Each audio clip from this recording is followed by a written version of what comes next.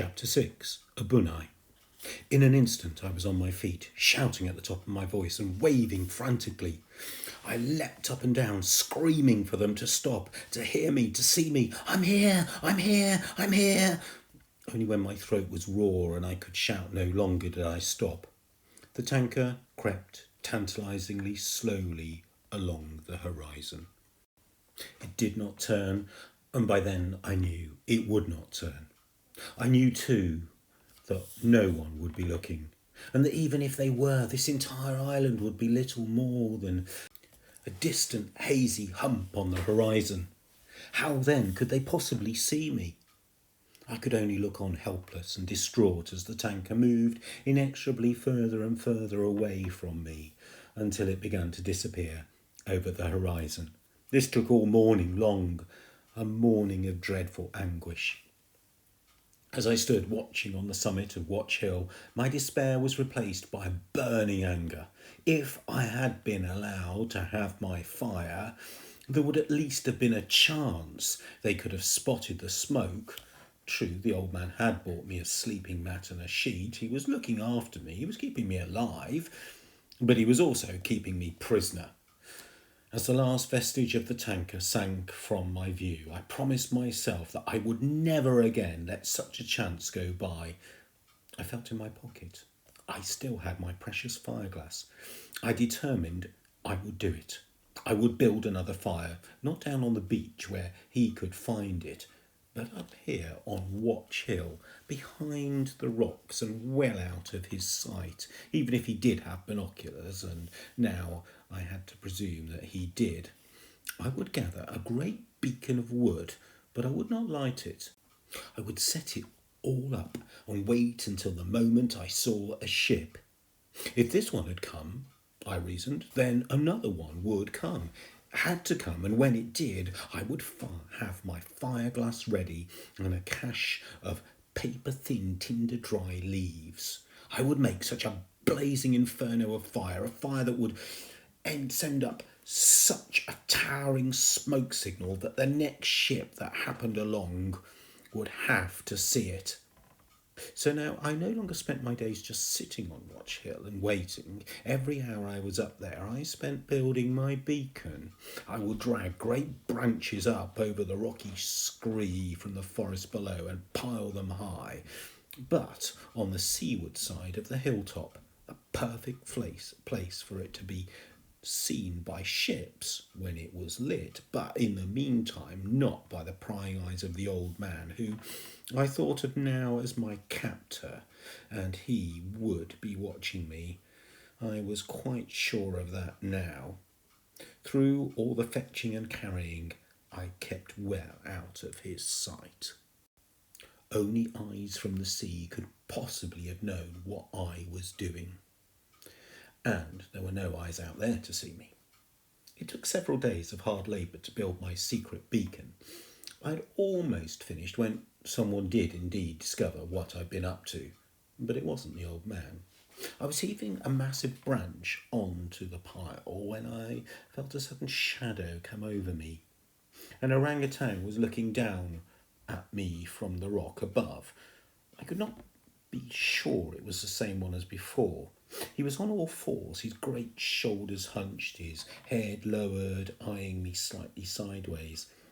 I dared not move. It was a standoff, just as it had been down on the beach. He sat back and looked at me with mild interest for a while. Then he looked away, scratched his face nonchalantly, and sloped off, stopping once to glance back at me over his shoulder before moving on into the shadow of the trees and away.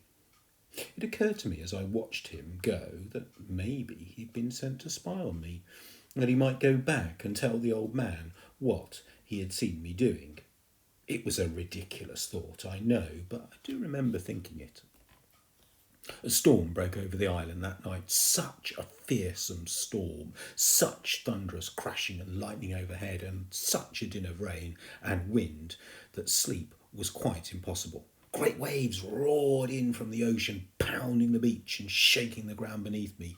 I spread out my sleeping mat on the very back of the cave. Stella lay down beside me and huddled close. Now how I welcomed that. It was fully 4 days before the storm blew itself out, but even during the worst of it, I would find my fish and fruit breakfast waiting for me every morning under my tin, which he had now wedged tight in under the same shelf of rock. Stella and I kept to shelter of our cave. All we could do was watch as the rain came lashing down outside. I looked on awestruck at the power of the vast waves rolling in from the open sea, curling and tumbling and exploding as they broke on the beach, as if they were trying to batter the island into pieces and then suck us out to sea. I thought often of my mother and father and the Peggy Sue and wondered where they were. I just hoped the typhoon, for that was what I was witnessing, had passed them by. Then one morning, as suddenly as the storm had begun, it stopped.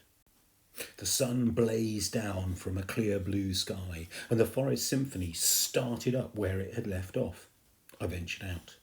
The whole island steamed and dripped. I went at once up Watch Hill to see if I could see a ship, perhaps blown off course, or maybe sheltering in the lee of an island. There was nothing there. That was a disappointment. But at least I found my beacon had not collapsed. It was sodden, of course, but still intact. Everything was sodden. There could be no fire now until it had dried out. The air was hot and heavy all that day. It was difficult to move at all, difficult to breathe. Stella could only lie and pant. The only place to cool off was the sea. So I spent most of the day lolling lazily in the water, throwing her the occasional stick for Stella to keep her happy. I was lying in the sea, just floating there and daydreaming, when I heard the old man's voice. He came hurrying down the beach, yelling at us as he came, waving his stick wildly in the air. "Yamaro! Habonai! Dangerous! Understand? No swim!" He did not seem to be angry with me, as he had been before, but he was clearly upset about something. I looked around me. The sea was still heaving in, but gently now, breathing out the last of the storm, the waves falling limp and exhausted onto the beach. I could see no particular danger. "Why not?" I called back. "What's the matter?" He had dropped his stick on the beach and was wading out through the surf towards me. "No swim! Dameda!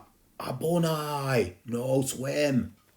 Then he had me by the arm and was leading me forcibly out of the sea. His grip was vice-like. There was little point in struggling. Only when we were back on the beach did he at last release me. He stood there breathless for a few moments. "Dangerous! Very bad!